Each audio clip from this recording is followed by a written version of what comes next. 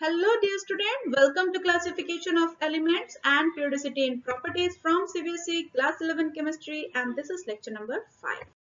आज का ऑब्जेक्टिव है मॉडर्न पीरियोडिक टेबल जो कि है मॉडिफाइड मेंडलीव पीरियोडिक टेबल। हमारे सामने है हेनरी मॉजले जो कि है एक इंग्लिश फिजिसिस्ट इन 1913। देखिए 1913 तक हमें सब एटॉमिक पार्टिकल्स के बारे में पता चल चुका था, इसलिए मेंडलीव के एरा तक क्लासिफिकेशन टोटली बेस्ड था एटॉमिक मास पे।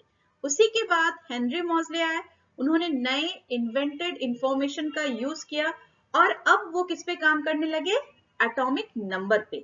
साथ ही साथ उन्होंने एक बहुत इंपॉर्टेंट काम किया, बोहर के एटॉमिक मॉडल जो कि बोहर ने एमिशन और एब्जॉर्प्शन स्पेक्ट्रा को एक्सप्लेन करने के लिए डेवलप किया, वो वाला कंसेप्ट भी उन्होंने यूज किया। उन्होंने क्या किया, सारे एलिमेंट्स का स्पेक्ट्रा निकाला और उस स्पेक्ट्रा में जो भी एमिटेड एक्सरेज थी उनकी फ्रीक्वेंसी निकाली और इन फ्रीक्वेंसी को एटॉमिक नंबर के अगेंस्ट एक ग्राफ में प्लॉट किया और जैसे ही प्लॉट किया उनको मिला एक स्ट्रेट लाइन। बट उनका एक्सपेक्टेशन क्या था कि जब वो एटॉमिक मास के साथ ऐसा करेंगे तब मिलना चाहिए था स्ट्रेट लाइन, क्योंकि बैक टू बैक कई सारे साइंटिस्ट यही कहते हुए क्लासिफाई करते आए एलिमेंट को कि सारी फंडामेंटल प्रॉपर्टीज एटॉमिक मास पे डिपेंड करते हैं।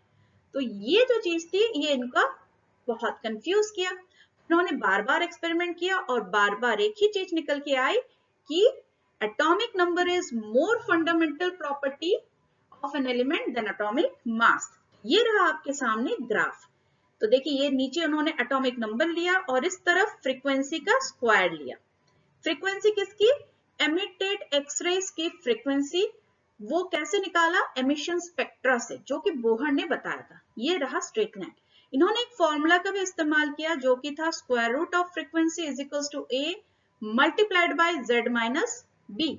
फ्रीक्वेंसी तो पता चल गया कि एमिटेड रेस की फ्रीक्वेंसी थी, जेड एटॉमिक नंबर था, ए और बी क्या था, ए और बी दो कांस्टेंट थे, वो बहुत इंपॉर्टेंट है आपके लिए। A is proportionality constant, square root of frequency is directly proportional to the atomic number. तो प्रोपोर्शनलिटी हटता है तो क्या आता है, प्रोपोर्शनलिटी कांस्टेंट आता है। ए तो हो गया।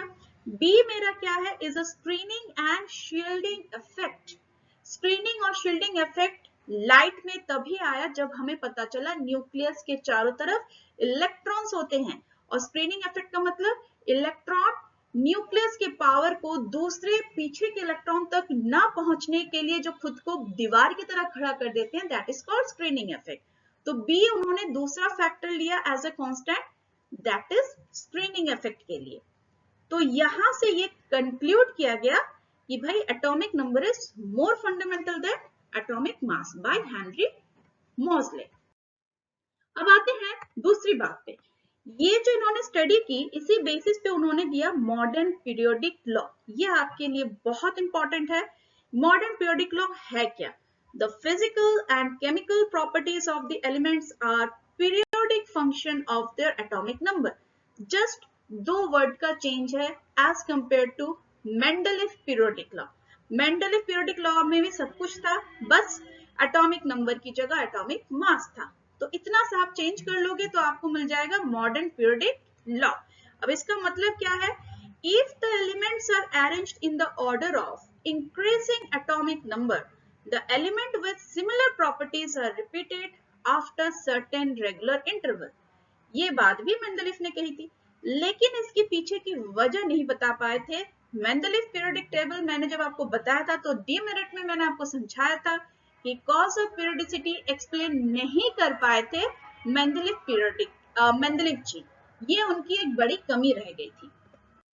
अब आते हैं क्या क्या इंपॉर्टेंट पॉइंट है मेंडलीव पीरियोडिक टेबल में जो आपको नोट करना चाहिए। सबसे पहले, it was proposed by Henry Moseley. This table is based on atomic number. Mosley in this experiment bombarded high-speed electron on different metal surface and obtained a X-ray. Electrons को high speed electrons से उन्होंने metal पे bombardment किया और फिर उनके X-rays का frequency उन्होंने collect किया। Atomic number तो पहले से ही था, फिर उनका उन्होंने एक ग्राफ बना लिया, ठीक ऐसे ही। आते हैं इस हेनरी मॉजले ने इस लॉ के थ्रू क्या क्या कंक्लूड किया। उन्होंने अल्टीमेटली क्या बताया इस चीज से? That is modern periodic law. The physical and chemical property of the element are periodic function of their atomic number. This is the main conclusion. Again, this graph is important. इसी graph के basis पे ये सारा conclusion दिया है। अब आते हैं characteristics of modern periodic table. सबसे पहली कैरेक्टरिस्टिक्स, इसमें 9 वर्टिकल कॉलम्स हैं जिनको कहा गया ग्रुप्स। दूसरा, 1 से 8 ग्रुप है और 0 ग्रुप इंट्रोड्यूस करा गया एज अ इनर्ट गैसेस। ठीक है, उसके बाद इनर्ट गैसेस वर इंट्रोड्यूस्ड, ये हेनरी मॉजले ने इंट्रोड्यूस नहीं किया था, ये विलियम रैमसे ने किया था। ये भी बहुत बड़ी काम थी। तो विलियम रैमसे कौन थे?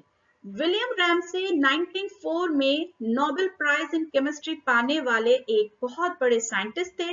इन्होंने ही डिस्कवर किया था आर्गन, हीलियम जैसे दूसरे इंपॉर्टेंट नोबेल गैसेस, और इन्हीं को उन्होंने बाद में उस मॉडर्न पीरियोडिक टेबल में, जो कि मॉडिफाइड मॉडर्न पीरियोडिक टेबल है, उसमें उसको इंट्रोड्यूस कराया। अब आते हैं फोर्थ कैरेक्टरिस्टिक्स, 7 हॉरिजॉन्टल रोज को इन्होंने नाम दिया पीरियड्स। आते हैं सबसे इंपॉर्टेंट सवाल पे, जो सवाल अधूरा छोड़ गया था मेंडलीफ के द्वारा। ये जो पीरियोडिसिटी हो रही है, रिपीटेशन हो रही है, इसके पीछे का रीजन क्या है? What is the cause of periodicity? देखिए, ये हमारा एटम है। एटम में बीच में क्या होता है? न्यूक्लियस। न्यूक्लियस के चारों तरफ आपने बोहर एटॉमिक मॉडल पढ़ा है कि उसमें ऑर्बिट्स होती हैं और उन ऑर्बिट्स में इलेक्ट्रॉन घूमते रहते हैं। ठीक है, ये स्ट्रक्चर हमें कब मिला? After 90s। इसलिए 1930 में हेनरी मॉजले ने एटॉमिक नंबर का इस्तेमाल किया और हमें ये कंसेप्ट दिया। देखिए, यहां से जो ऑब्जर्वेशन उन्होंने देखा, ऑब्जर्व किया कि ग्रेजुअली अगर हम किसी जब एटॉमिक नंबर को इंक्रीज करते हैं तो हमें repetition of similar outer electronic configuration after a regular interval देखने को मिलता है। यानी कि हमने इलेक्ट्रॉनिक कॉन्फ़िगरेशन लिखना सीखा पहले, फिर उसके बाद atomic number wise increasing order में उनके इलेक्ट्रॉनिक कॉन्फ़िगरेशन लिखे। फिर हमने ऑब्जर्व किया कि एक इंटरवल के बाद जो आखिर के जो इलेक्ट्रॉनिक कॉन्फ़िगरेशन है, आउटर इलेक्ट्रॉनिक कॉन्फ़िगरेशन, ये एकदम बराबर एक जैसे दिख रहे हैं। फिर उन्होंने कहा कि भाई यही तो कज है। अगर बाहर इलेक्ट्रॉन का सजावट एक जैसा है तो किसी भी चीज की केमिकल प्रॉपर्टी किसकी वजह से होती है? इलेक्ट्रॉन की वजह से होती है, इलेक्ट्रॉन के आदान प्रदान की वजह से होती है। तो अगर बाहर एक जैसे इलेक्ट्रॉन होंगे, नंबर ऑफ उनकी संख्या, सजावट एक जैसी होगी, तो उनकी प्रॉपर्टी भी सेम होगी। तो वहां से आया कर्स ऑफ पीरियोडिसिटी का answer. The cause of periodicity in property is the repetition of similar outer electronic configuration after certain regular intervals. I hope I made it clear and this is very important. ये आपको clear होना चाहिए कि periodicity क्यों आती है, क्योंकि outer electronic configuration कुछ इंटरवल बाद एक जैसा आता है। मैं आपको भी एग्जांपल दिखाती हूँ। ठीक है, ये देखिए एग्जांपल। ये सारे कौन है? Alkali metals, lithium, sodium, potassium, rubidium, caesium, इनको हमने लाइन से डाल दिया। सबको अगर हमने एक इंक्रीजिंग एटॉमिक नंबर पे लिखा है तो उसमें देखिए 3rd, उसके बाद 11th, उसके बाद 19, 37 और 55 जैसे ये एटॉमिक नंबर आ रहा है, इनके बाहर आउटर इलेक्ट्रॉनिक कॉन्फ़िगरेशन एक जैसे आ रहे हैं, जैसे 2s1, 3s1, 4s1, 5s1, 6s1। इनमें बदल क्या रहा है? सिर्फ और सिर्फ प्रिंसिपल क्वांटम नंबर यानी ऑर्बिट नंबर। लेकिन इलेक्ट्रॉन कितने हैं इसमें? एक ही इलेक्ट्रॉन, वन इलेक्ट्रॉन। तो इनमें अगर एक ही इलेक्ट्रॉन बाहर है अवेलेबल, तो इन सबका प्रॉपर्टी कैसा होगा? एक जैसा होगा। उसी तरीके से दूसरा एग्जांपल जो हैलोजेंस के होते हैं, जैसे फ्लोरीन, क्लोरीन, ब्रोमीन, आयोडीन और एस्टेटाइन, इनके भी आखिर के शेल देखिए 2p1, ये रहा 2p1, 2p5, 3p5, 4p5, 5p5 और ये रहा 6p5। यानी सिर्फ n की वैल्यू चेंज हो रही है, बाकी आखिरी शेल में कितने इलेक्ट्रॉन है? सब में 5, वो चेंज नहीं हो रहा है। तो आखिरी शेल में इलेक्ट्रॉन की सजावट अगर एक जैसी है, अरेंजमेंट एक जैसी है, तो उनकी प्रॉपर्टी भी एक जैसी होती है। तो ये हो गया हमारा modern periodic table by Henry Moseley explain. अगर आपको कुछ पूछना है, कोई डाउट है, तो कमेंट बॉक्स पे जरूर कमेंट कीजिएगा। ठीक है, thank you very much for watching reaction tube by Sanghamitra Chakraborty. Till then, take care and Tata.